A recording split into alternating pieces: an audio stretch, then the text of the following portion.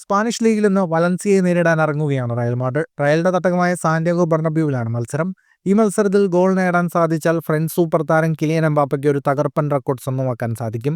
ഇതിഹാസ താരം ക്രിസ്ത്യാനോ റൊണാൾഡോയുടെ റെക്കോർഡ് തകർക്കാനാണ് എംബാപ്പയ്ക്ക് അവസരമുള്ളത്.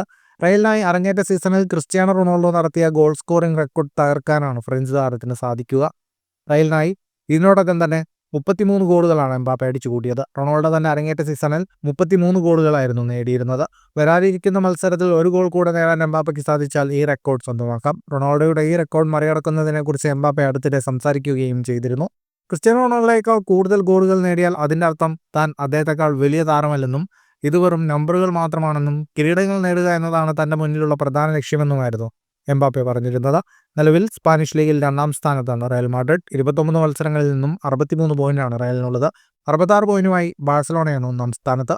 ഫുട്ബോൾ ലോകത്തെ കൂടുതൽ വാർത്തകൾക്കും വിശേഷങ്ങൾക്കുമായി സ്പോർട്സ് കഫേ സബ്സ്ക്രൈബ് ചെയ്യുക.